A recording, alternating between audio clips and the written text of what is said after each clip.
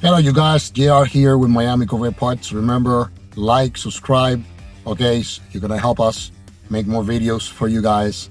Okay, like I told you guys, I was gonna give you a punch list of things to check for in a C5, C6. Applies to C7 too. When you're buying a Corvette. Now, the first thing that you want to check for is your harmonic balance.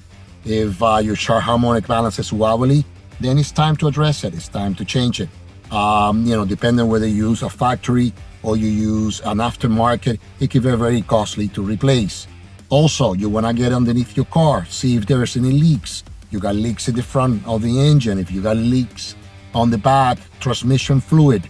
You want to drive your car, make sure that your car's, when it's shifting smooth. If it's not shifting smooth, and you got oil in the back of the transmission, that means that your transmission is probably leaking oil and it's creating not on a smooth shift. Another thing that you want to check for is your torque tube.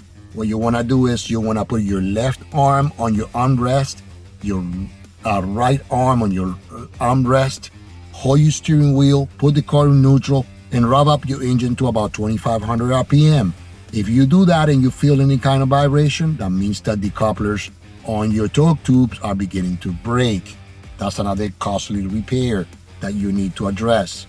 Also, you want to look at the tires. Make sure that the tires, if they're worn on the inside or the outside, you may need a suspension, some work done on your suspension, bushings, and things like that.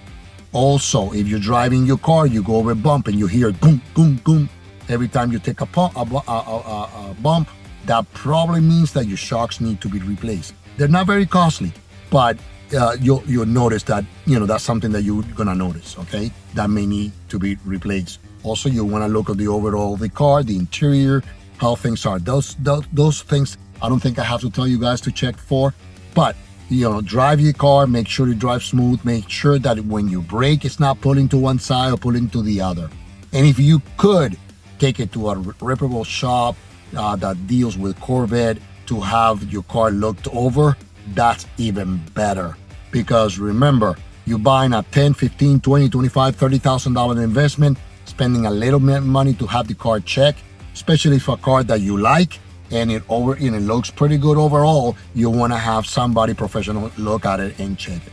Okay, so I hope this helps you guys. This applies for C6, C5, and C7 also. So if this helped, I hope next time you're purchasing a Corvette, you will look at all these things. So remember, guys, click like, subscribe. Okay, that's gonna help. Alrighty, till next one. Tomorrow I'll give you another punch list. Alrighty, guys, bye.